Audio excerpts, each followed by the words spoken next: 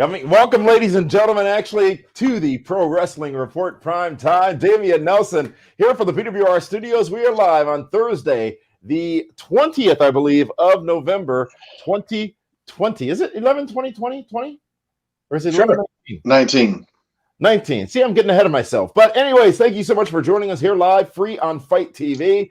I'm joined, of course, by one David Octavius of Tiberius, the alleged backyard knockout, straight edge, hardcore Hall of Famer hero, and also the superstar of the Super Show, one superhero in the name of Shane Helms, who tonight is going to be talking more than wrestling, talking more than PWR, but he's also going to be talking shop Mania too. Yeah, the wrestling detective is over. Like whoa, wait, hold on a second. Was that action figure tested? No, this is pre-Dr. Black. I was gonna say, good God. Look at him pecs. Look at him lats. That V shape, man. You like that shit, don't you? Well, not for me, but you know. Well, that's what I really look like if I take the shirt off. We'll go with that. Let's get right down to it, gentlemen, and let's dig into this week's wrestling. AEW, NXT, Impact Wrestling, and this weekend, this Sunday, it's the WWE Survivor Series. Shane, you okay over there? Yeah, I got some money on this Bellator tonight. So. This is fantastic. Whoa. So I might be distracted. Purposes only. Do what? Entertainment purposes only. EPO. Nah, hell no. I'm betting money. Well, gentlemen, let's first talk about the show that won again in the ratings on Wednesday night, and it would be AEW yet again, substantially increasing their audience over the prior week. 850,000 people tuning in this week to AEW Dynamite, up from the 764,000 that did the same last week. And over on the NXT side of things, 638,000 people tuning in for that broadcast, up 6,000 viewers over prior week. Big numbers for both. AEW Dynamite this past week was not as easy to get through as other weeks have been recently, or the trend of the show, actually, for me. Things were a bit disjointed at times. There were too many guest people on commentary, in my opinion. But I did like a lot of what they did, and I want to talk through it with you, gentlemen. And before we do that, I do want to welcome the world who's watching and joining us on social media. We are live on YouTube. We are live on Facebook. We're live on Periscope via Twitter. We are live on Twitch, Shane, as well. And we're also live, of course, on our tremendous partner, that in Fight TV. Where why'd you tell me that we're on Twitch? Well, a couple of weeks ago, if not last week, on Twitch, you embodied the name of that platform a couple of times during the broadcast. Oh, I've forgotten already, so. Mm-hmm. Yay! Well, hey, and let's not forget, Twitch is one of the most talked about social media forums right now. If you're not careful, for certain talents. We're good. Twitch? We should be on all platforms. We should. We got it. Well, except for Parler. There will be no Parler. Dave, you don't want it? Dave's on Parler for sure. No, but Damien, me, you, and this show, yeah, whatever, Dave. Damien, me, you, and this show, not on Parler. Never going to happen, Val. No. AEW Dynamite. Dave, 100%. November 18th, the big calling or the big advertised situation for the show was going to be a contract signing between Jon Moxley and Kenny Omega for their match on December 2nd when Winter comes to Dynamite. But before we get to that, let's talk about the opening contest. Hey, hold on a second. Does that mean Glacier's coming? No, Winter is coming. But wasn't that the gimmick when they brought Glacier in? But also, Katie Lee Burchill was called Winter too, so maybe she's going to make an appearance. Or Two Coat Scorpio. Everybody, here comes Two Coat Scorpio. JC Ice Dundee. Oh yeah, who could forget him? The Iceman King Parsons. Come on, you guys got to chip in. I can't come up with all these. I said the Yeti. Hey, I had Glacier. I had the first one. Come on, Nelson. You think of somebody. Come on, Nelson. I'd rather see Glacius. Gabriel? Glacius from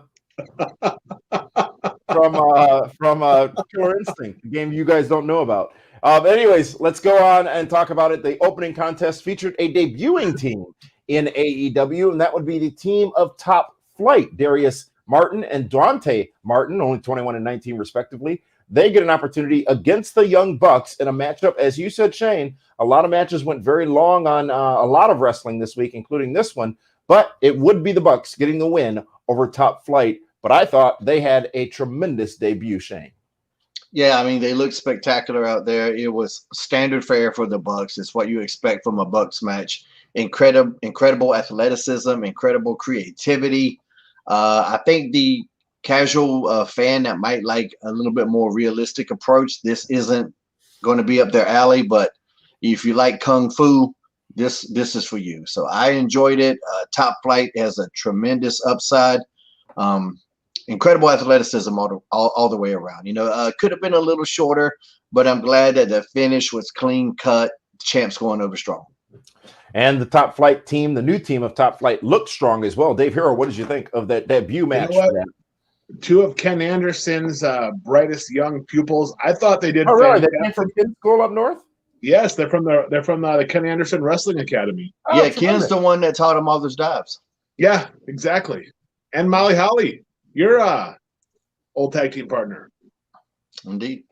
So what I thought was amazing is how much the Young Bucks gave Top Flight. They gave them way more than I expected. All the near falls, they made them contenders for the tag team titles, not just two guys showing up on a debut. Lots of offense back and forth. Shane, I agree with you. Almost too much of the flippity-floppity stuff. But I was just impressed. I'm like, the Young Bucks did good business. They elevated this tag team. There's no way now they're not going to sign them because they took their tag champs to the limit. And I expect more things. And you got to believe after last night's performance, when we've seen the Young Bucks wrestle just about every tag team in AEW, they've got to be top 5 now in AEW as far as tag teams. Maybe jumping over teams like Private Party and the Dark Order. Well, I think the tag teams are ranked, aren't they, as well as the singles competitors? But I'm just saying, as far as flow to the match, they were right there with the Young Bucks the entire night. Well, let me ask you guys this, and Shane, I can't wait to hear your answer on it. As I was watching that matchup, I said, this new team, these young boys against the Young Bucks, seem to be getting more than they should have over the tag team champions of AEW. And I struggled with it because I said, well, this doesn't make logical sense, but it makes sense from a physicality standpoint that they're fighting and being able to justify being there by being able to go so long with the champs. But was that really the right thing, is to have them be as strong as they were in their debut matchup, opening Dynamite against the tag champs? Well, it wasn't their debut match. They've had, matches on Dark. They built up to this. They built up to this championship match. If you only watch Dynamite, you're in this bubble if that's all that exists in the AEW universe. But that's not all that exists in the AEW universe. They have done things. So they, earned a championship match. So if they've earned a championship match, then we got to show the crowd why, at least the audience that has only watched Dynamite. And so I thought the Bucks did a good job, and that happens. I mean, Ric Flair used to do it with everybody. Ric Flair didn't matter who it was. He would take Alabama junior heavyweight champion Mike Jackson and go out there and go 15, 20 minutes with him. Wait, so is he related to Matt and Nick? Possibly. At this point, who fucking knows? You said Alabama, right? Yeah, probably. Yeah, so yeah, he's their uncle and dad. But no, I mean, it's not illogical because that really happens. That really does happen. Sometimes, you see it in MMA all the time, when you got like somebody that has to pull out of a fight and they got a late challenger step in that isn't even supposed to be there. Not only do they show up, have a good fight, sometimes they win. Crazy things happen in sports. So it's not illogical, but I thought, like I say, I wish it had been a little bit more reality based at some points. When it's too much kung fu, sometimes it takes me out of it. But that's just personal taste. But you can't take anything away from the athleticism. And I think I mean Ken's did a great job with those guys. You know, if he got them from day one, I don't know what their entire background was though, but I know he was helping grooming them. Like just in terms of their selling, their body language, their body English, their facials. Those guys are good, man. There's a massive amount of potential for them, and I like the fact that the Young Bucks at some point they're going to be the veterans, you know, and we still kind of consider them a young talent, maybe because of the age demographic of us three. But those guys, I mean, they're at a point now where they've been around. They've been around the world, and I can't see my big, but Good Damien, job. and you know, so they're going to have to start elevating other young bucks, and that's where we're at now. And I thought they did a good job with it. Well answered for sure. The next matchup would be Kip Sabian versus Orange Cassidy with Miro on commentary, one of the many people who would join the commentary booth over the course of the evening. Orange Cassidy needed to win this matchup, which he did. Kip Sabian, though, got a lot out of this match as well, David Hero. You know what? I thought it was one of the better matches with Orange Cassidy because it showed them working towards putting his hands in his pockets and all the little gimmicky things that he likes to do. They actually, it was more of a challenge. It just wasn't, yeah, I know it's coming and I can't stop it. They put time and effort into it because, let's be honest, this is now the 4th or 5th week in a row that Orange Cassidy has been wrestling on TV. And I, for one, didn't know if he could sustain being on every week doing the same thing. But just the way he played off Penelope Cruz. Yeah. Like with the high five and everything. Penelope Ford. Penelope Ford, that's it. Penelope Cruz is the actress. I just wasn't a big fan of having Miro on commentary. I think that took away from it for me. Well, he needed to be close for the run-in at the end, maybe. Yeah, but I think he just could have, he didn't need to be doing commentary to do a run-in. All right, fine. Shane, your thoughts? Kip Sabian, Orange Cassidy. I thought it was good. I like both these guys. I've been in the ring with both of these guys. I would like to see Kip get a little bit more aggressive, a little bit more hard-hitting, so to speak. But I liked it. You know, I thought it was good. I like the interaction. As Booker T calls her, pentalope for it. There was some good interaction there. Miro didn't bother me. I thought there were some things he said on commentary that for me helped explain the story a little bit. You know, because the whole video game thing still is odd. And so the more explanation I get out of that, the better for me. So I thought that was okay. But I know, Damien, you mentioned earlier there was a lot of guests on commentary. And I agree with that 100%, but Miro didn't bother me here.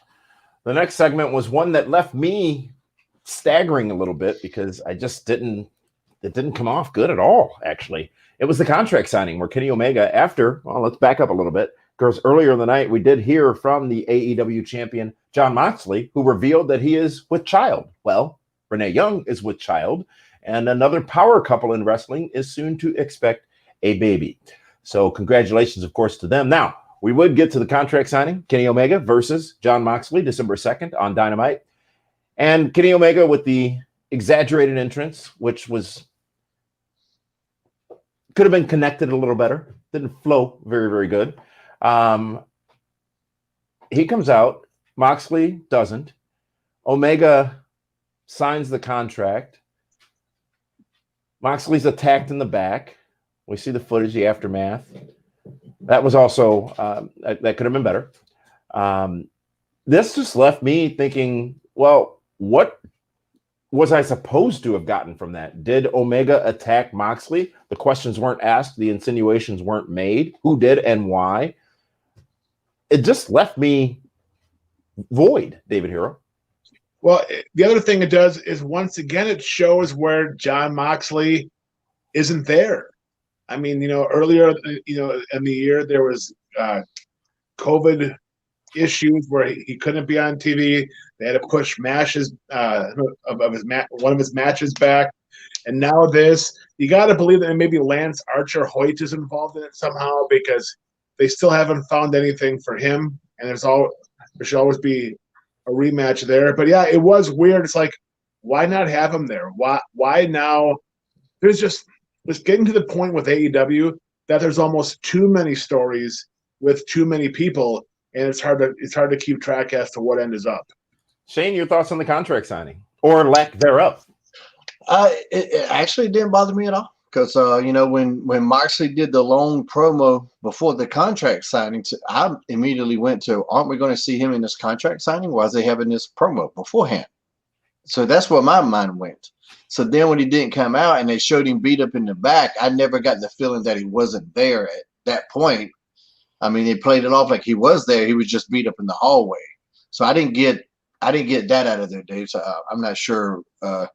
Not sure about that, but I thought they played it off cool. And to me, it leads to questions. You're not supposed to get all of the answers every episode. If you do, then there's no intrigue to go forward. For me. No, that's fair. And contract signings always end up the exact same fucking way. Like they were going to get in a fight, or push and shove, or pull apart. That's the 9 times out of 10. That's what happens. So this was unique, I mean, was it perfect? I don't know. Was it good or bad? I don't know. But to me, it was different. And so, and it led, there's intrigue for me now because I'm interested to see where they go. And who was involved? Was it Kenny that beat him up? Well, they didn't allude to that on commentary at all. Didn't. Maybe by design. And like Dave said, there's a bunch of people who it could have been. So well, let's go to a viewer comment right now coming to us from YouTube. This is user Batman Beyond 23 who says this: I wish Omega would have come out breathing hard, kind of insinuating that he beat up Moxley. And maybe this is one of my problems with this segment. Thanks for that comment as well. And we're taking your comments live on all of our social platforms. Was that he was so crisp and so clean that the duration of that entrance was not enough time for him to have recovered himself if he were the one who had attacked Moxley back. But it wasn't him. There's no way he did it. There's no way. Okay. It doesn't make sense. This is the first conspiracy theory I've seen you not subscribe to, Dave. Why would it not make sense? Well, because it would make the most sense if it was him right now. So it can't be him. You know what I mean? It's like there's somebody else with a candlestick, in the library. But I almost thought, I was wondering if Tony Schiavone was going to grab Omega's sleeve and there was blood on it or something. I almost thought they might do something weird like that, but then when they didn't even acknowledge it whatsoever, or even acknowledge the possibility that it could have been Kenny, then I was like, okay, this is kind of open-ended. I mean, we don't know how big that backstage area is. Maybe that was right around the corner from where the tunnel is. Maybe he went over there, elbowed that bitch in the face, and then went to his spot to come out. We don't know how big it is back there, so I don't know. But I mean, up until this point, has Kenny Omega done anything really douchebag heelish? No. But that's when generally the best heel turns happen, when they're out of the blue, right? Mm-hmm. Let's go to another comment from our social media channels. This comes to us from YouTube. The Brown Boy Wonder says, I feel like the contract signing was real and to the point. And I don't think you could argue that. It was brief. Yeah.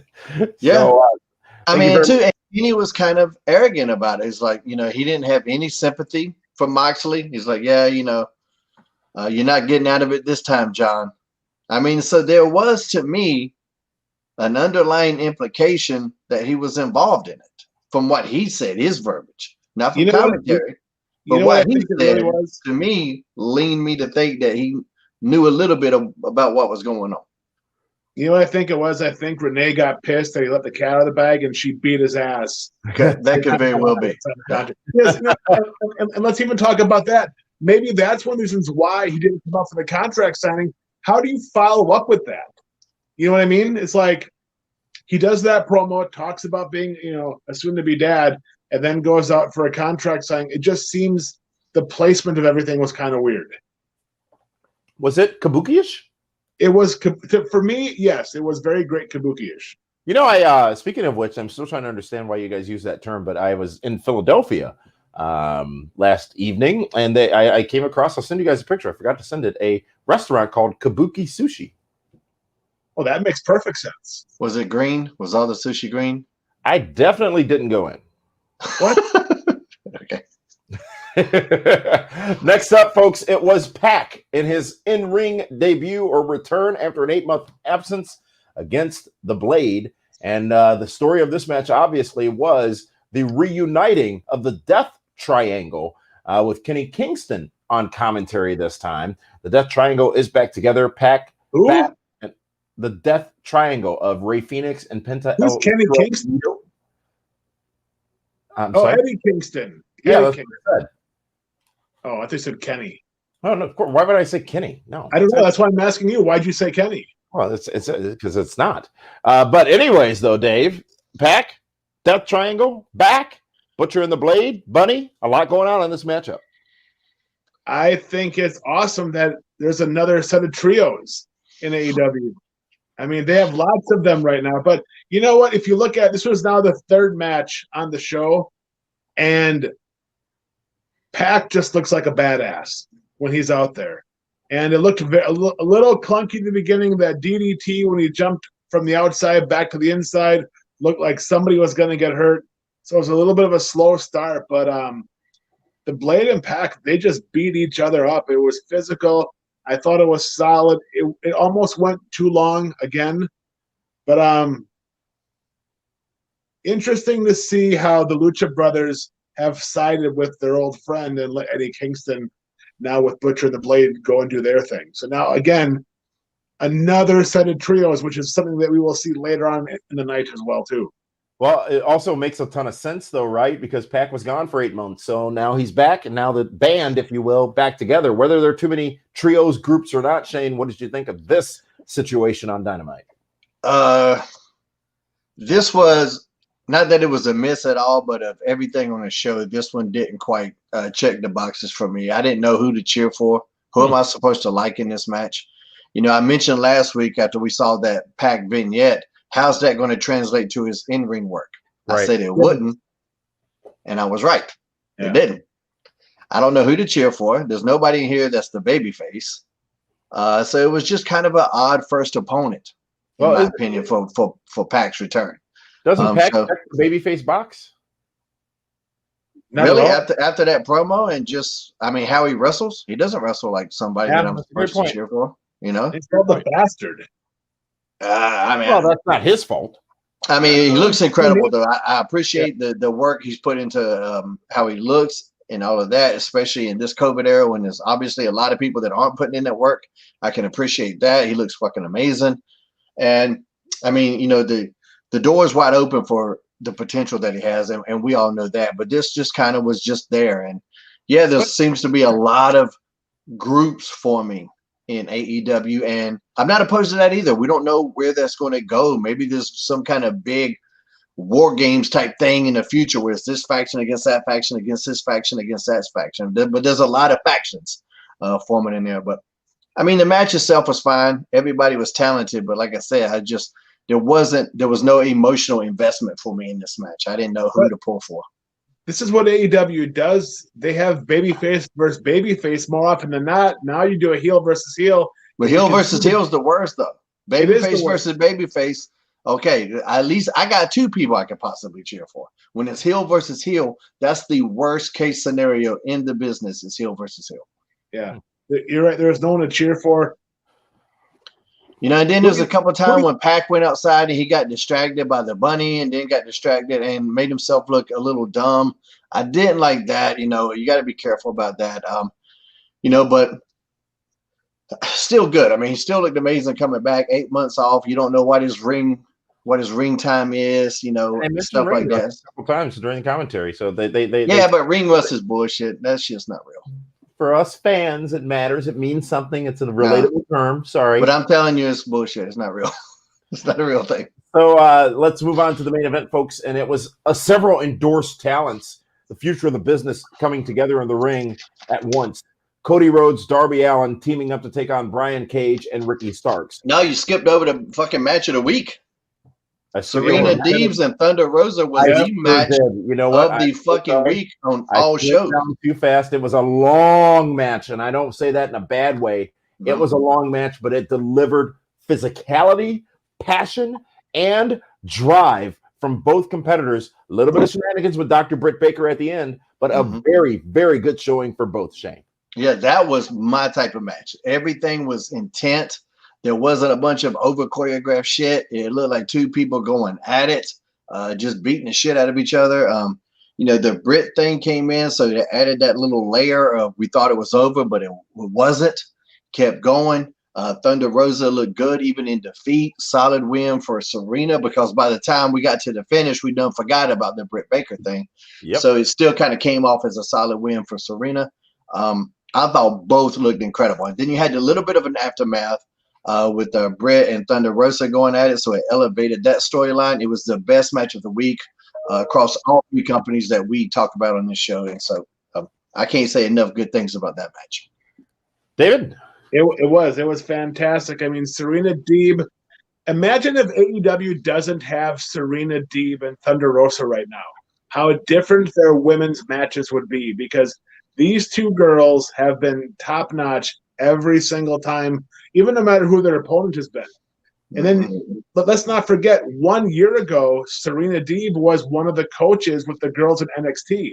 Kind of explains how those girls have gotten so good over time. But I thought it was a great match. It was a solid match. It was two women fighting for a championship, and there was a sense of urgency. I thought the timing of Britt Baker getting involved was a little weird, more like in the middle of the match as opposed to being in the finish of it. And then why would Britt Baker be out at ringside afterwards? Yeah, I did think that was weird. The commentators asked that same question, which is good, I think. Yeah, I thought that was weird, but then they kind of covered it up. It's like, man, look how arrogant she is just to be out here. So they for me, that helped. If they hadn't have said that, I was thinking, I think exactly what you're thinking, Dave. Why the fuck is she hanging around? Yeah. But I was okay with that. That was just a different way to do it. The women's match, of course, Shine delivered another in a series of long matches. Only 6 matches on Dynamite this week. That's not a problem, because the main event, as I framed before, tag team action. The TNT champion and the former TNT champion teaming up to take on the future of the wrestling business, Ricky Starks, and the powerhouse Brian Cage. Shane, your thoughts on this matchup? Well, one other thing, are we going to talk about the Vegas trip too? After this? Yes. Okay, after this we can talk about Vegas. Yeah. This was a good main event. I like that Brian Cage went over strong on the TNT champion Darby Allin. I thought that everybody looked good in this match. So no real complaints about it. The aftermath, I guess it's okay. I don't know. I'm not invested enough in Will Hobbs yet that I really care that he turned heel. I only care because he turned on somebody that a fan favorite like Cody. So it worked in that regard. But again, we got another new faction with Taz. I think they need to figure out, do they want him on commentary or do they want him to be this manager role? Because to me, it conflicts from a character standpoint at times. Well, it makes it awkward, right? Yeah, because like on commentary, it's like, okay, so am I supposed to listen to this person and, admire him but because of his intellect, and then I'm supposed to dislike him over here? It's just this really weird character that I don't think anybody can really wrap their head around. It's you don't want to be that confused, We don't need to be doing fucking algebra out here, But again, it's another group very similar to me as Eddie Kingston's group. So we got the Bariquas, we got DOA. Yeah, there's a whole bunch of them. But like I said, keep in mind, when WWE was doing that back in the day, that was kind of cool. So I'm not against it. Well, I'm not against it at all. It's just when they did it back in the day, the other groups weren't that good. The Bariquas weren't over. DOA wasn't over. Yeah, they were their own way. The only thing that's weird to me is that the gimmicks are a little similar. I've talked about this before in AEW. They have a habit of sometimes of being redundant in their stories. Things they'll do with one talent or talents is very similar to things they do with other talent or talents. And you don't want to be redundant in your storytelling. So in that aspect, Taz's group is very similar to Eddie Kingston's group, almost identical, it seems, in terms of presentation and who they are. So from a character standpoint, to me, they need to tread those waters a little carefully. But still, great main event, though, and a good way to go off the air, I think. Really, really good. And I think Darby being partnered with Cody not only solidifies his TNT championship win, but it also gives him additional credibility because they look great together and they delivered a great wrestling contest. Brian Cage, Ricky Starks, I think that could be one of the perfect pairings in the tag team formula, if you will, right? Power and glory. I'm not comparing them to that, but you got your muscle guy and you got your pretty guy, and they play that very, very well. Willie Hobbs, Cody's getting fucking big. Yeah, because Cage usually just looks way bigger than everybody else, but Cody's put on some damn muscle. Mm-hmm. So Cody's pretty damn jacked himself too, though. Well, the final thing on Dynamite I want to talk about, because it happened over the course of the evening several times. Dave, you okay there? Yeah. Oh no, I'm good. What happened? I have no idea. I heard something running around down here. I'm like, what the hell's this? Hold on. Yeah, right. All right, folks. Well, it was the trip to Vegas. It was the Hangover Part 4. And I say that comedically because it was actually very entertaining to me. The Inner Circle, Chris Jericho, and it all, including MJF, they go to Vegas. They get a suite at Caesars. They find Elvis. They got chickens. They got a baby named Hornswoggle. And they've got Conan offering them goods, if you will. They went everywhere and really pulled no punches in their celebration in Las Vegas. It aired over the course of the evening. I was entertained by it. However, at times, it did feel like The Hangover being rehashed and repurposed, if you will, in AEW. But The Hangover is one of the greatest movies, comedically, that I've ever seen. So I don't know if I had a problem with it, Shane. Yeah, I thought I wish that when they did the thing where Chris Jericho woke up and Elvis was there laying beside him in the bed, I'm like, if that Elvis would have stood up and not had no pants on, and then if Jericho would have been like, "Where your pants?" Like that would have been the pop of the night. Like they missed a couple. That's when you need me. That's when you need somebody that's actually funny to help make you But I thought it was pretty funny. There's some good stuff. The nice little surprise by Conan popping in, Hornswoggle in the diaper. I get it. At the same time, I'm like, that's creepy as fuck. Like, I think it was meant to be funny, but that shit was creepy. I don't know. It just was. But I mean, it was fun. I like that Swagger and Warlow are still kind of keeping up their animosity, not quite being buddy. They're still, they're having the alpha male thing. There was some good moments out of it, and I feel like the guys had fun with it. Dave? When I realized there was going to be a remake of The Hangover, I was like, well, that's boring to me. It's like they have all those creative minds there. They could have done something different. It's just like it's telling everyone that it's fake. You know what I mean? They could have done so much more. I mean, you're out there in Vegas, and it just seemed like they were in a ghost town. And I get it with the times we're living in. Everywhere's a ghost town, but yeah, for me, it was a letdown. One of the things that I thought was funny is when Sammy wrote all over MJF's face. I'm looking forward for the payoff on that because I think that is like the main thing that I took out of that out of those entire two or three segments, whatever it was that Sammy and MJF are going to start that infeuding.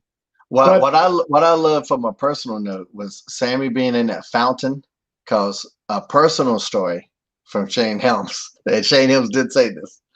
One time I woke up after this crazy party and we were in, I don't even remember the casino, but the top room had a little river that went from it's this huge fucking room, a little river in it that went out to a patio pool. And I woke up in that river. I don't know how I even got in the fucking room. And I just woke up and I was sitting there going, and there's all these bodies laying around. I recognized a few people. I gotta leave. I missed my flight that left 2 hours ago. Was Elvis wearing pants in your scenario? I wasn't. I'm never wearing pants in that scenario. That's just how it is. Las Vegas, Nevada, greatest place in our country. It was good. You know what? Was it funny? Was it cliched? I'm sorry. Was it hokey? Was it cliched? Yeah, absolutely. But what else could it have been? They are leading in the ridiculousness, right? And this was ridiculous. It was over the top. So why not? They continued, as you guys said, the stories. But was it over the top? Well, absolutely. You saw that room, right? Well, of course. Okay, so the expense budget was over the top. But what was the segment? when you were done, you're like, oh, that was. I think the problem is they're doing too much funny haha stuff that now it's almost expected and expectations are there and they're not being met. Did the musical set the bar so high? Yeah, the musical from an entertainment standpoint, but that's not bad. They set their own bar. True. You know, and I mean, you do got to keep it up, but if you're going by that musical, that was such a high standard of entertainment that we had never seen. It might just be hard to hold up, but for me, it was still a win for me. I still enjoyed it. All right. Well, thank you guys for that conversation on AEW Dynamite. After talking through it, you know what? They focused on wrestling last night, and they did so very, very well. And perhaps they purposely balanced that, Shane and Dave, because they had these comedy spots throughout the show. So they had to give you the performances in the ring that they did to offset and balance the entirety of the show. Yeah, that's what separates comedy from comic relief. If the whole show's fucking comedy, then there's no comic relief. Comic relief separates the tension of the action throughout. So I thought they did a good job in terms of that. And don't forget, we saw Brandy get beat up backstage too. Great point. That story will be going forward. You had the great commercial, which I don't know if you guys. That commercial I thought was fucking tremendous. Oh, great point. Yeah, they're celebrating 1 year. They're what, unbounded, no boundaries. What is it? Boundless. Yeah. So I mean, that was a good moment for the company as well. So you know what I thought was Damien, for you, kabuki-ish for this segment with Brandy getting her arm snapped was, look at the two running interference. Nyla Rose and Vicky Guerrero, the two that just had a falling out a week earlier. Yeah, that was weird. That was weird too. And then the way, Swole ran in like she was going to do something but didn't. Like that could have been done a little bit better, laid out a little bit better. But I'm still interested in where the story goes. It just seems like they just threw it in a spot like for a time filler. Like they didn't know where else to put it. I'll say this, Dave. If you had a problem with that, then let's just go back 1 week and. Who the hell told you tonight was open mic night, bitch? So you just got that on queued up, ready to go at any point in time. Any point in time, because it was that good. Yeah. Well, maybe Vicky and Nyla made up. Just because you get an argument 1 week doesn't mean you gotta go to war. Right, maybe they made up. You and I watched Dark on Tuesday night. I did. We talked did. about it. You would have thought that they would have at least hinted, hey, let's kiss and make up and go forward. And that wasn't even done there. Well, I don't know if we need to watch them kiss and make up, but that might be on Cameo. Only fans, rather. Let's move on, though, gentlemen, and let's talk about NXT. But before we do that, want to go ahead and remind everybody that they can look almost as good as you, Shane, and much better than you, David, by wearing the same gear that you guys are wearing here on this broadcast. David, tell us how. Go to Collar and Elbow Brand. Use promo code PWR360. Get the gear. Get the Road Warrior Animal shirt. You can get an Eddie Van Halen shirt. There's so many awesome tribute shirts that are there. Tracy Smothers, Shad Gaspard. Promo code PWR360. Check out the new jackets, hats, shorts, hoodies, sweatpants, sweatshirts, you name it. It's all at collarandelbowbrand.com. Promo code PWR360. In fact, did he have gray sweatpants? Tribute shirts on right now? Yes, there is gray sweatpants. Yeah, okay, I'll have to get me in because the gray sweatpants love me. Well, I'm wearing the Shad Gaspard shirt, which if you guys haven't been paying attention to social medias, JTG has suggested that Shad get the Warrior Award from WWE this year, which I am a big fan of, and I think he should get it. I would much rather my son grow up to be like Shad than the Warrior, but that's just neither here nor there. So yeah, you can also get Hurricane shirts from collarandelbowbrand.com. But if you have to make a choice, get the Shad Gaspard shirt. Is 100% of those proceeds go to his family, or the Animal shirt. 100% of those proceeds go to Animal's wife as well. So doing great things. Collarandelbowbrand.com. Promo code PWR360. Dave. You know, speaking of the Ultimate Warrior, I watched some of his matches the last few days, watching some old Survivor Series matches. I didn't realize how terrible he was. Yeah, awful. That's so weird. I just had this conversation. I did a podcast last night with that'll be coming out of Christmas, so I don't want to spoil it. It's such a weird thing in this industry. We'll put people in the Hall of Fame for being scripted to win world titles, even though they sucked. Absolutely. And then there are so many people that are so super talented that we'll never kind of get there. You know, if you look at a Bobby Eaton and how great he was. Mm-hmm. You know, but you know, what a weird industry. The problem is, in that weird industry, in that Hall of Fame run by WWE, is yes, it honors those who have done great, but it is also a money grab. Let's be honest. Oh, absolutely. But I mean, obviously, when Warrior was on top, I was younger, and I'm like, God, I thought he was great. He was just terrible. He was exciting. I mean, that type of charisma, like, you know, I do have to give him credit for that, even though it's natural. You don't, but he was able to hone it. He was able to channel it into a character that was very unique to him, and very intelligent when his promos in that standpoint. But he electrified the audience, you know, and without the charisma, nobody really gets over without charisma. And he just had so much that the talent really, I hate to say it, but the talent, I mean, Arnold Schwarzenegger, I've said this before, was never, ever the best actor in any movie he did. And he did one with a bunch of kids. Yeah. Even Kindergarten Cop, those kids were better than him. Yeah. You know, Ultimate Warrior's in that regard. He wasn't good, but he is one of those just iconic figures that, you know, I mean, WrestleMania 6, he still danced with Hogan. Hogan didn't do it by himself. And that match was fucking awesome.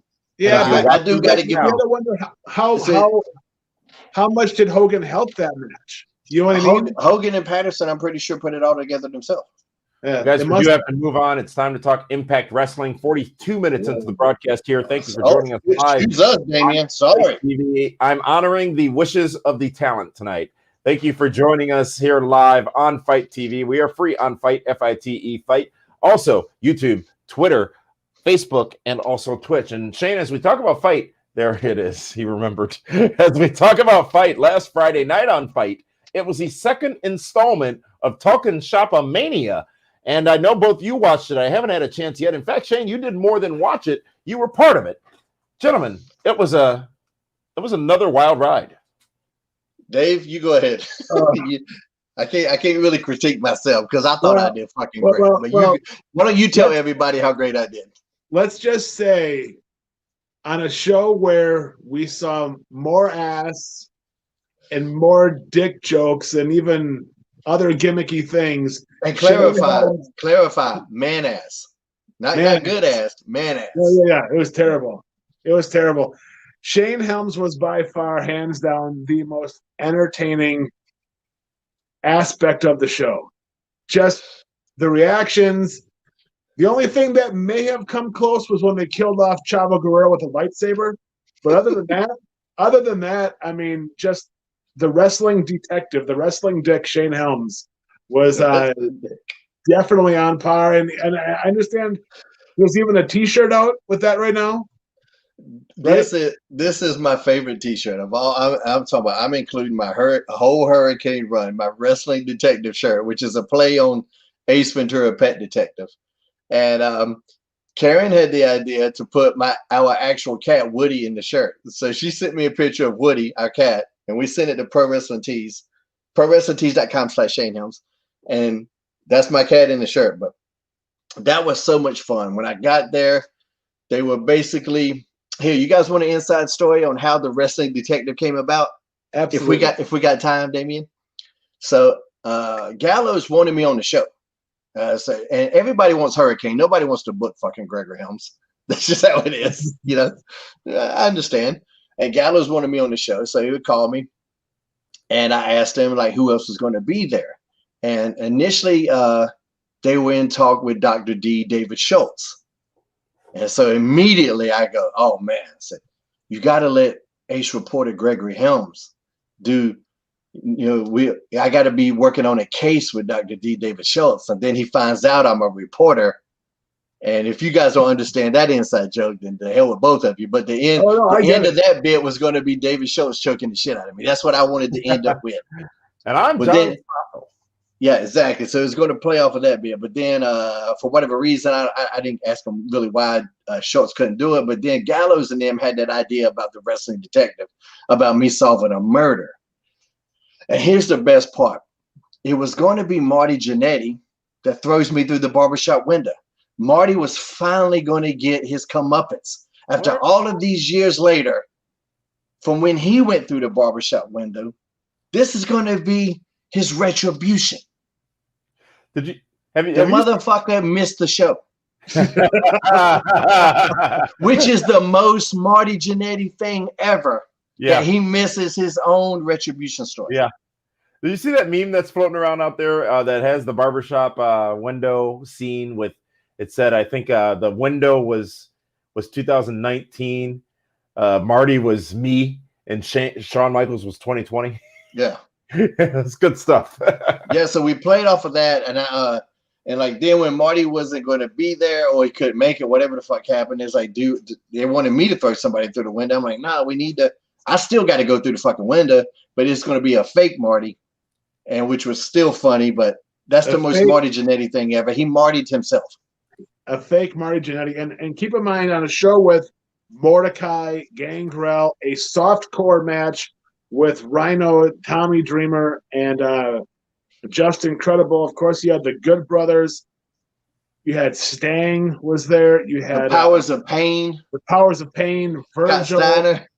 Yeah, you had talk about a budget on a show in someone's backyard was amazing. And then let's not forget the Mexican death match where someone actually had to die. And it was very well done. That was the detective. That was probably the pop of the night watching it back for me because I'd already knew my stuff. So, I'd already knew what I was doing. But when Chavo's in that match and the other guy pulls out a gun and he tells the referee he's got a gun. And the referee goes, it's a death match. And Chavo goes, oh, yeah, I forgot about that. I fucking about pissed myself laughing. That was great delivery by Chavo. So. Dave, you mentioned Just Incredible, and I'd like to take advantage of the opportunity to embarrass myself on this program again. He was one of the first WWE wrestlers I ever met. And Dave, I don't even know if I've told you this story, but it was 1995, 3, 4, whenever he was Aldo Montoya. And he was one of the first endorsed wrestlers before I even know wrestlers were endorsed. I don't know why, but I just had this fandom of Aldo Montoya, the Portuguese man of war. And what do you mean endorsed? What do you mean by endorsed? Oh, Shane, you don't know this. So the future of the wrestling business happens when I endorse them. Almost like, when you endorse a candidate for a political office. I endorsed Miz, I endorsed Cody, I endorsed so many people who have gone on to greatness in the professional wrestling business before they were great, but while they were great. So Aldo Montoya had reached this dubious distinction early on in his career. And we were standing at the Mecca, Dave, right, back in the tunnel there. For whatever reason, Aldo Montoya was standing in the doorway on the mezzanine. And me and my friend Brian Westerman walked up to Aldo, and I showed him my Aldo Montoya fan club card I had created. And I distinctly remember this because I didn't get it at the time. But he said, this is so cool. I've got to show this to Shane and Hunter. I'm sorry, to Sean and Hunter. And I'm like, you're not on that level. But I don't understand how that works. But I think he was the driver for the clique or whatever. But yeah, that was my first fandom encounter. And now I should probably be embarrassed to tell that story that I had cards and T-shirts made for the Aldo Montoya fan club. But hey, you like a guy that wore a jockstrap on his face. I get it. It's not a problem. As I began to tell this story, somehow or another, I knew that was exactly what you were going to say. Well, I'm glad I didn't, and I'm happy I didn't let you down. Oh, you've become. See, I am a fan. While you sit there all jaded, Dave. Don't be ashamed. Don't be ashamed, Damon. I'm not ashamed at all. I love the number of wrestlers that had a secret masked run at some point. Because something either today or yesterday got posted on Twitter, and it was when Junkyard Dog was Stagger Lee. And it was Yeah. such a crazy outfit that he had on, which looked like old school Marvel Comics 3D man. And I feel like it had to be inspired by it because it looks almost exactly like it.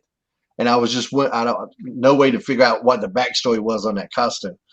But so many, from Arn Anderson being Mr. Olympia, Randy Savage was the Spider. There's so many like With a Y, right? Just what's that? He was Spider with a Y, wasn't he? Did it have a Y? I think he was crazy. He was crazy like that. All right, gentlemen, we're 50 minutes in. Talking Shop-A-Mania 2, still available on demand right here on Fight TV, F-I-T-E, Fight TV, which celebrating. You know, Fight has over 3 million registered users and is available worldwide. And it's the only place you can watch Dynamite and AEW pay-per-views outside of the United States and Canada. So be sure to, they have different tiered subscription levels. Of course, PWR is always free on Fight. I want to thank all of our great friends at Fight TV for the support and also the ability to make them our primary broadcast vehicle. So with that, Impact Wrestling seems to be a good place to go. And there's a lot to unpack with Impact this week because they had 2 shows. They had a pay-per-view last weekend where Gallows and Anderson became the new tag team champions. Yeah, I didn't get to see any of that, but I did see the results. You know, I picked Gallows and Anderson to win the tag titles. I think we both did, Dave, at Bound for Glory. But they didn't, but they won them this past weekend, solidifying their run as one of, the greatest tag teams of the modern era. So kudos to them. But that's all I really know about. I mean, that was just the big news out of the pay-per-view was that, Rich Swann retaining his championship over Sami Callihan, of course, was the other major story. But as far as this week on Impact, I thought they did some good stuff this week as well. The Rascals leaving. I'm not sure what the backstory is on that. Well, let's talk about that for a second. The Rascals leaving. Why are they crying? They're choosing to leave. Well, I mean, I'm sure still, it's still an emotional thing when you're going to not see these people. There was a lot of crying. It was there was a little bit more crying than than I would have done. But I'm sure it's emotional. I mean, keep in mind they're really young. Really young. They're growing up with that locker room for the last couple of years, and now they're going to be leaving. So, but was the show live? I don't think Impact is live. So Impact thought it was a good idea to go that long with it. I mean, for me, thank God Sami Callihan showed up with Ken Shamrock. So they cried so much you were glad they got beat up? Yes, because it was in the ring, and then it came to the back, and they're still hugging and crying. I'm thinking, you're choosing to leave. You could stay. Right. Why are you that upset? Right. Yeah, I mean, I get it. It was a little over emotional. I'll give you that, but I didn't hate it as much. But at the same time, I was kind of, maybe that's why I was kind of happy when Sami and Shamrock came in. So maybe that was why. Maybe subconsciously, I'm agreeing with you. I don't really. Speaking of other, the big news coming out of Impact is Joe Doring coming back. Huge. I forgot about him. I knew of the name, and then I had to, let me go research this guy because I remember the name. I remember him being a Triple Crown champion, but I didn't see a lot of his work, Joe, before COVID happened, was wrestling for me up here in Milwaukee for 3 shows. Oh, okay. Yeah, and just a beast of a man, legit 6'5", 6'6", maybe even 6'7". Looks like an ass kicker for sure. Yeah, I mean, there's not many guys that make Billy Gunn look average, and Joe Doring is one of those guys standing next to Billy was right there with him. I don't know. I mean average height. Oh, okay. I guess Billy Gunn don't look average. Nobody. No. But you know what I mean? It's like, damn. I go, he's just as big, if not taller, than Billy. But what a great signing for Impact to have someone like that is new to a lot of the American fans, but he's going to just beat some ass. I think you guys also mentioned, and forgive me if I missed this, but Suicide also part of Tuesday's Impact Wrestling. Has he been back for a while, or had you guys? Someone mentioned it last week on this program, I thought. Just here and there, not a lot. That's a character that for me is problematic. I don't want a character named Suicide on my show. I'm really surprised that they keep bringing him back. Bringing that character back. They don't do anything with the video game. They really don't do anything from a merch standpoint with it. So I'm not sure. If you saw the promo with Scott D'Amore, really fucking well done with TJP because he lost his match to a Heat. Now he can't challenge. And Scott's all but saying you can't wrestle as TJP. However, if you wrestle as somebody else, you can challenge. And so TJP was suicide at one time. And also he was manic under the hood as well. So I'm wondering if he's going to bring back manic. Manic might be better. Like I said, suicide for me is just, there's such a damn negative connotation with that word. Problematic is putting it easy. Yeah. He suicide suffered against Joe Doring. Let's do rapid fire as we talk about the rest of Impact. Hernandez gets a win over Fallah Bah via pinfall. Dave, any thoughts on this particular contest? They were fighting over money. I mean, of course, why not, right? Yeah, stakes. But hey, let's not forget Deonna Purrazzo also regained the Impact Women's Championship as well. Yeah, I thought Hernandez looked great too, man. That dive over the top, because he's a little bit bigger, a little bit thicker now than in his younger days. But he did that dive over the top on Fallah Bah like he was 20. And he looks like now the dude that's got famous for the cranberry commercial. He's everywhere now. So Impact needs to, if they're listening to this, they need to do something with Hernandez and that cranberry commercial, or just bring the guy in because he's everywhere right now. That's hilarious. Damien is totally fucking confused right now. No, not at all. I was just wondering how we got to that match when I hadn't prompted it, but that's fine. That's fine. Didn't you mention Hernandez? Yeah. Well, that's what the fuck I'm talking about. Yeah, I know it is. You are, but Dave went elsewhere. No, I didn't. I brought up about Deonna Purrazzo regaining the women's title. I am just happy that Wrestler Court returns next week as we try to determine who shot Johnny Bravo. Okay. Me too. Yeah, but I mean, let's be honest. Inspector Dreamer, you know who he needs? He needs the wrestling detective Gregory Helms. Yes. 100%. With all due respect to the inspector, the wrestling detective would have solved this case by now. Absolutely. Jeez. I mean, they're killing everybody around here.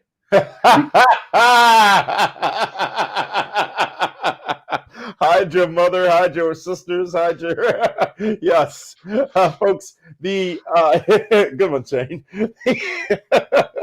Moose and Willie Mack. It is a no disqualification match, but it would end in a no contest due to double interference. I mean, a lot going on in this matchup. There's a lot of interest over that. There's a lot of terrible elbows being thrown is what it was. Was it a no contest or referee stoppage? What happened? Referee stopped it. It's all those terrible elbows. Double interference, it looked like, was the reason for that stoppage. But I don't know what match you were watching. Yeah, nobody interfered in that match, I don't think. Oh, I'm so sorry. Yeah, you're right. I was still thinking about suicide. Okay, that one. The character. The character. I know, Shane, you felt the same way watching Moose, who's been awesome the last few weeks. Throwing those elbows, I think, took him back 10 steps. Yeah, something that, that's like seeing a microphone in a movie. That was really bad. So I hope that's addressed going forward. Like, hey, if you're going to do that, you got to it either has to look good or lay it in. I don't know. It's a tape show. It should have been addressed. Exactly. I know that's what you're going to say. It's a tape show. It should have been addressed. It shouldn't. I think they covered it as best they could, but Moose should know better too. I like the story that they're trying to tell. This new aggressive killer side of Moose that EC3 brought out. Okay, since we did that with EC3, we got to go forward. Fine, but if you're going to be a killer, you got to look like you're killing somebody. It's not like Jason Voorhees is out there missing everybody that he stabs. You got to actually get them. So he's going to have to tighten his game up a little bit in that aspect. Your guys' overall thoughts on Impact Wrestling and Impact's pay-per-view offering and Impact Plus this past Saturday night? Dave? Impact's just been solid. I mean, I have yet to say, man, I wish I didn't watch that lately. You know what I mean? Yeah. It's been a while since I have been disappointed by anything that's been Impact. Maybe back in the TNA days, maybe. But yeah, maybe for sure. I'm being nice. I mean, listen, you can only see so many Dixie Carter action figure commercials, I just think they continue to have excellent use of their roster, a very efficient use of what they have, and they use them to their strengths. And that's just such an, as all the companies I've been with, that's one thing that some companies miss out on. There's certain guys that are good at this one thing, but they make them do some other shit for whatever reason. Impact is really good right now about using their talents to their strengths, and that's so important. Well, gentlemen, that was Impact Wrestling. We still have a lot to talk about, including NXT. But before we do, it's the weekend. Thursday, I think, in most people's minds, a lot of people's minds, is the official start to the weekend, and it's time to prep. I'm sorry? You got to prep on a Thursday night. You absolutely do. And you know what? There's an opportunity to really look impressive once those pants come off by shaving away the excess coverage, if you will. And Manscaped has all the products that you need to do that. They have so much available, but primarily they've got the lawnmower, I believe it is 3.0, which will take care of all of your overgrowth where you may be, wanting to show a bit more. Manscaped.com, promo code PWR. You get 20% off plus free shipping, I believe it is, Shane, correct?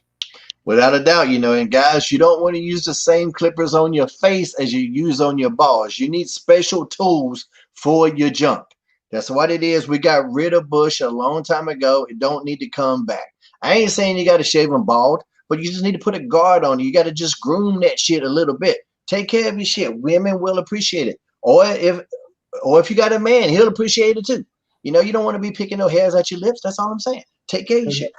Exactly. With the holidays coming up, it's all about jingle balls. So use promo code PWR and save 20%. Order now so you get it in time. It's a perfect stocking stuffer, considering St. Nick, no pun intended, is coming as well. And you don't want to nick that. No. Promo code PWR, great partner of the show as well. We appreciate your support of us and them because it truly is a great product. And I do want to get to one question that we have coming in from the viewing audience right now. Again, we are live not only free on Fight, but also on our social media channels, including YouTube, Twitter, Twitch, and also Facebook Live. And this comes from, again, the Brown Boy Wonder on YouTube. And this was a breaking news story late last week, earlier this week. I forget exactly when it was, but a release from WWE that led to some controversial statements that not many people can argue with. And he wants to know, what are y'all's thoughts on the Zelina Vega situation? Dave, I know you're close friends. And, she's been released from WWE. She said prior to that release being announced that she supports unionization of professional wrestling. And also, this Twitch controversy seemed to play a role. Well, from what I understand, the Twitch was that and the OnlyFans were the big breaking points with Zelina Vega and her release from WWE. The interesting thing is,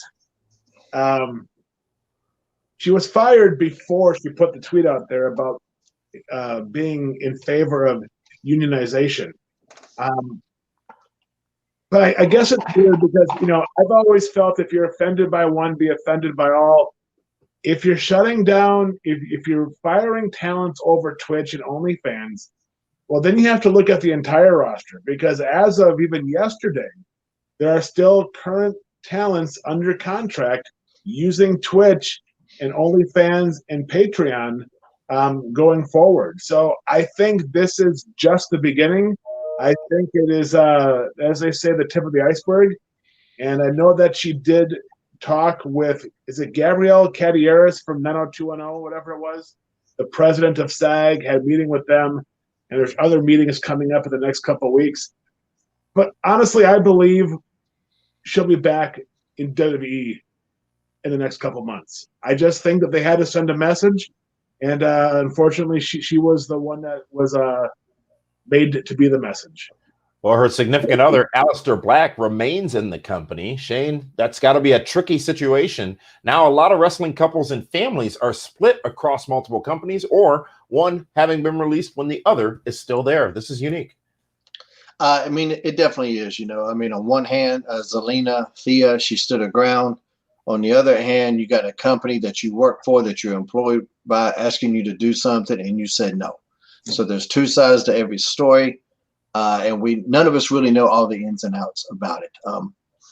But if she can make a career out of Twitch and OnlyFans and all of that, and have to not land on her head and back anymore, shit, more power to her. I've talked about this at length in several different interviews. I see both sides, and I'm not taking a side, but I see both sides. If I'm Vince McMahon and you have built your name off of my platform, off of the TV time that I've allowed you to have, that I've invested in you, and then you're taking that name to other platforms and making money off of that, that's part of my investment. That's how Vince sees it. And if you did that, if you were him, you would see it the exact same way. And I also see the talents going, hey, this ain't not got shit to do with wrestling. This is me doing my own thing. I see that too. So I see both sides, and they either have to find a middle ground, or things like this are going to happen. So my hope is that, like Dave, that there's some kind of amicable resolution, because Zelina is talented as hell. She is one of the most talented managers that they've had in fucking decades. She can talk, facials, she can get in there and wrestle. She's just had a couple of good showings with Asuka. So I would love to see her back, because I know it was her dream to be there. But I don't know what the answer is, because I'm not in those conversations. All right. Well, thank you guys for that. Let's move on to talk about NXT. And NXT, of course, last night on the USA Network. Big finish to the show. Before we get to that, let's talk about what happened leading up to it.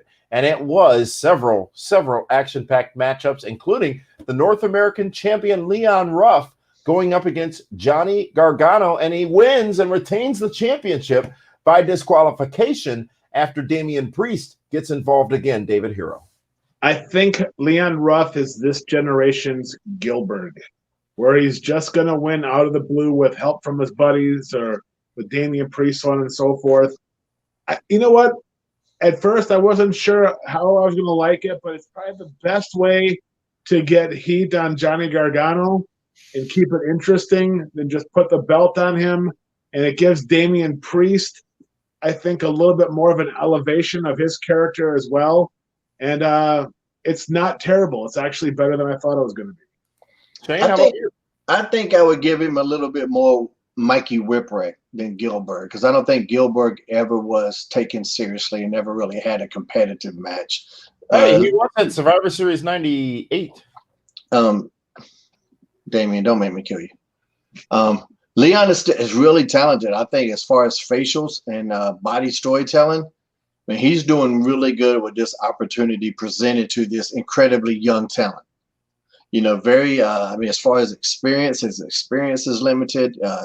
He's just this young guy, but he tells a great story with his facials. You see him climbing to the top rope, and you can almost see in his face, I can't even believe I'm here.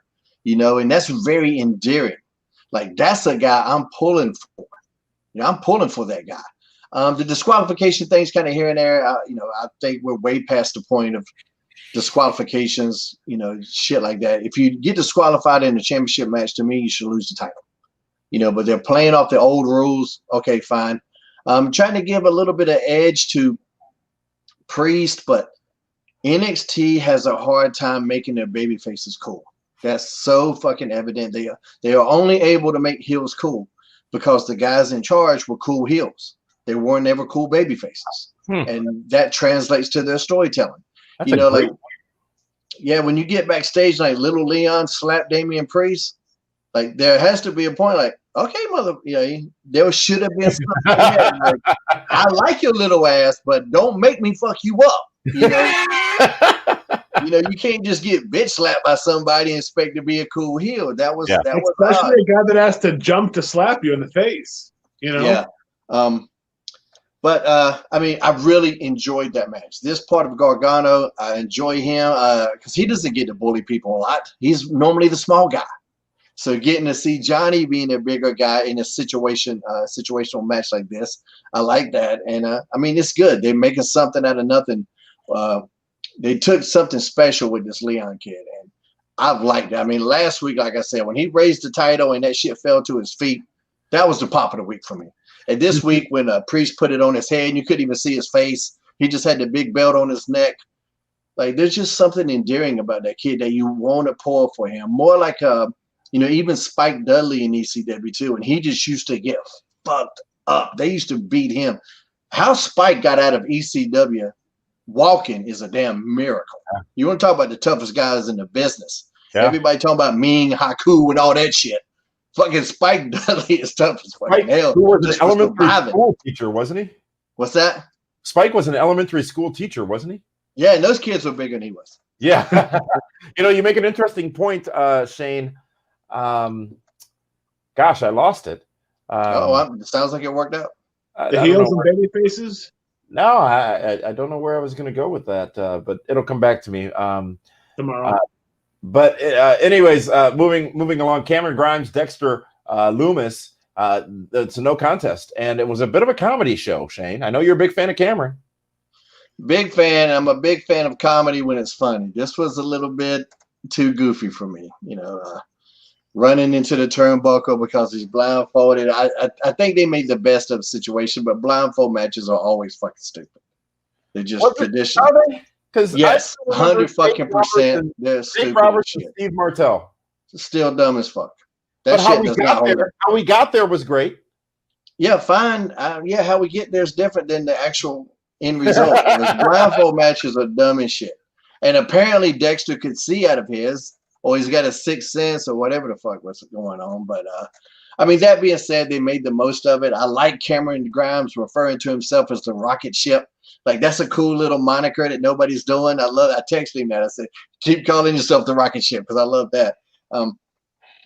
But he is a little bit too goofy for me. But he's really showing his bag of tricks. He can wrestle, we know that, and now he's really exploring the entertainment side of his character, the entertainment side of the business, which you need to be successful as well. Yeah.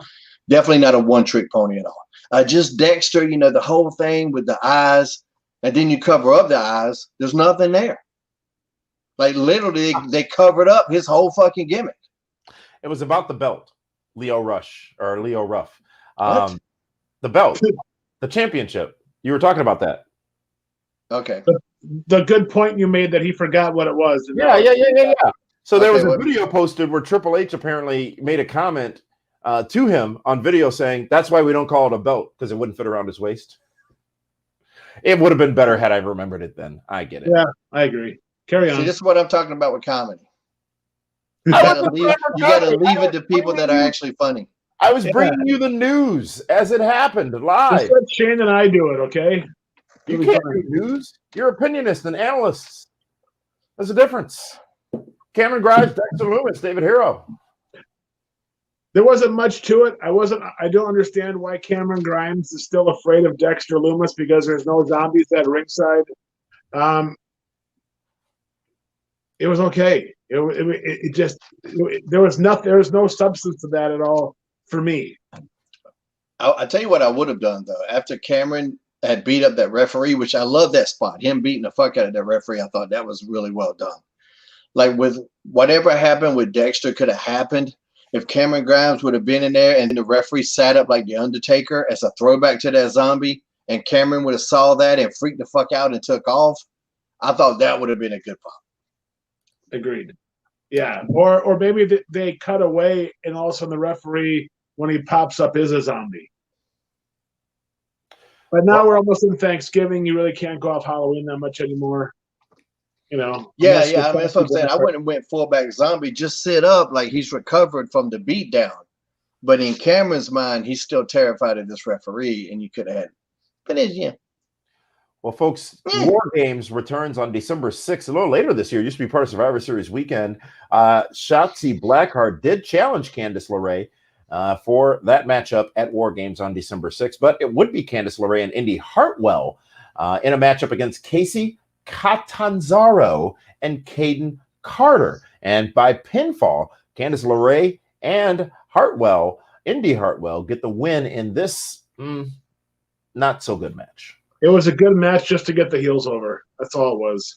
Yeah, it served its purpose. The Shotzi Blackwell promo leading into War Games is fucking awesome.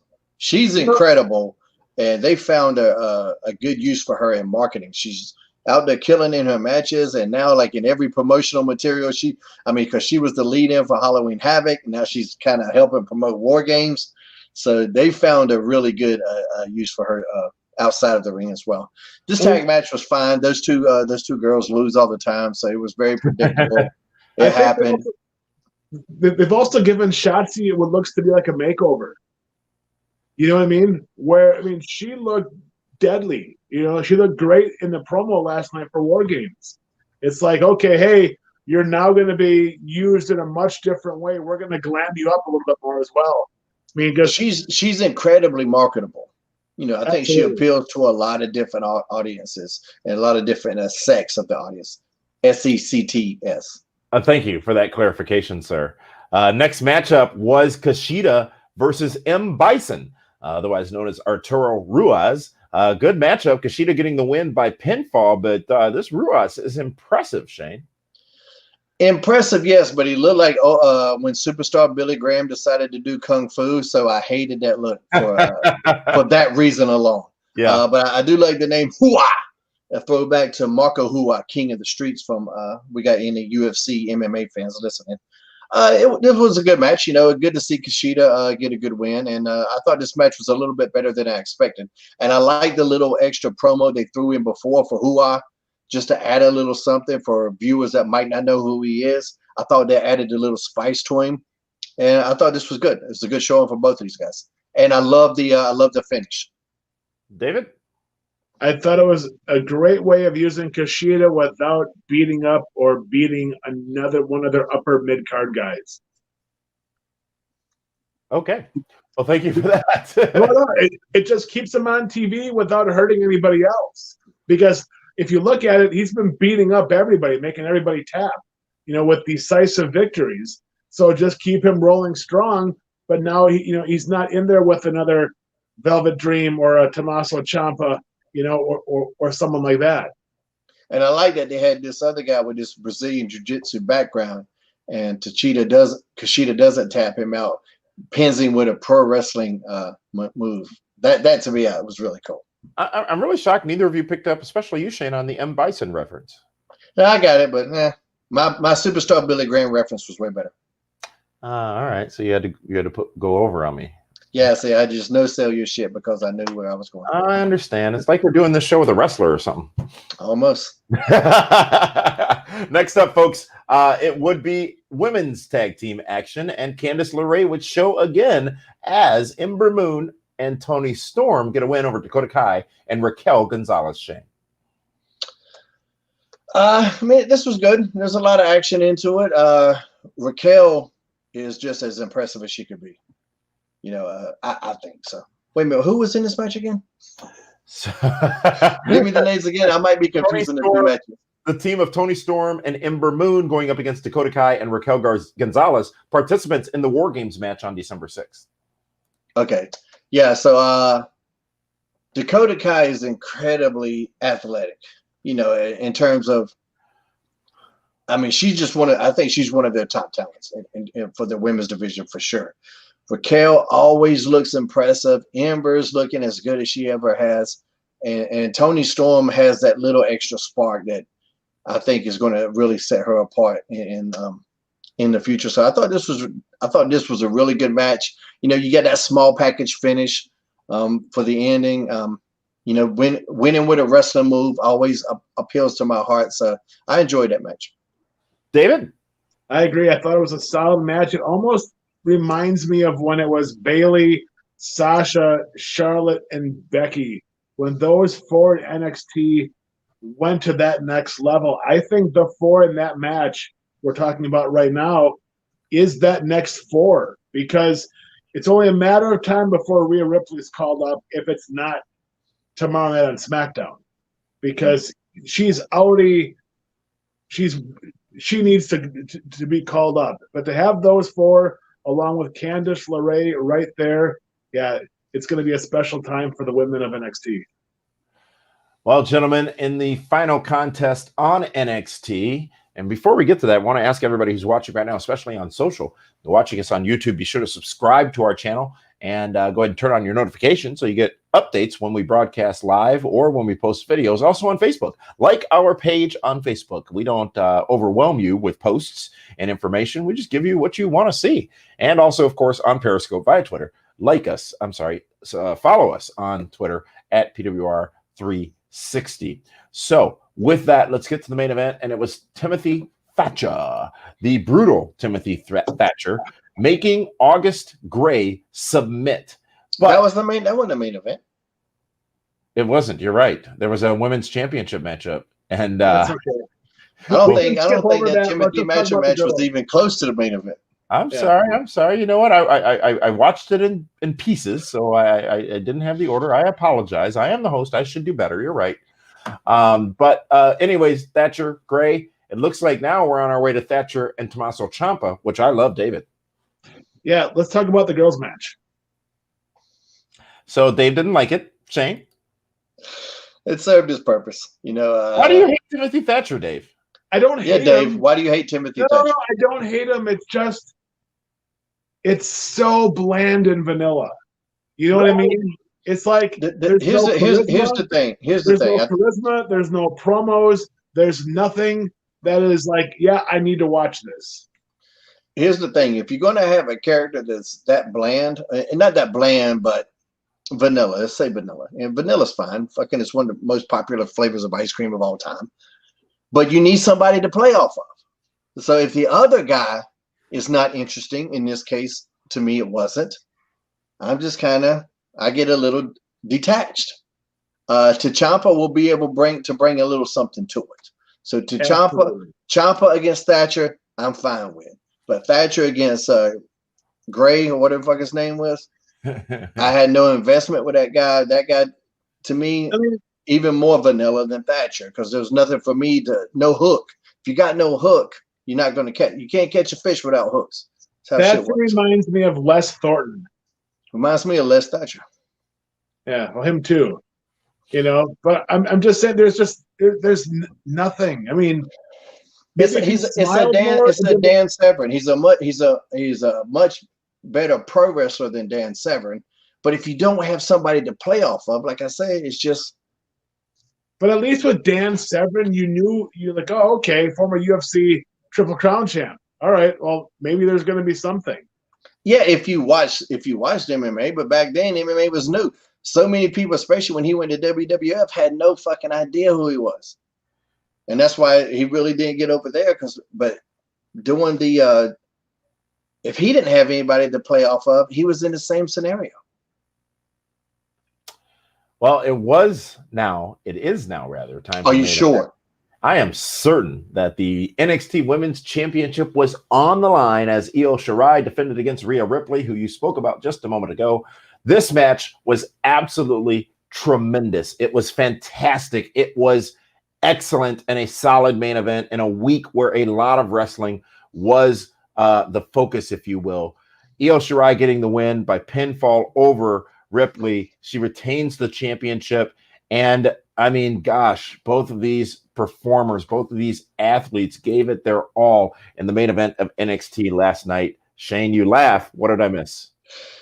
When you say gosh, it just tickles me. Gosh. Goshy Yeah. G, Wally. Yeah, G Willikers. It was good. Was it as good as Thunder Rosa, Serena Deeb? No. But it was still solid as fuck. Rhea Ripley looks like $1,000,000. Absolutely. She's got so much star potential on her. It's ridiculous. So she needs to be on Raw or SmackDown, because like it or not, those are the brands. That's the bigger leagues in WWE. So she's ready. She needs to be called up. And so this came off like a goodbye, a swan song for her in NXT. And she went out on a good note with Io Shirai.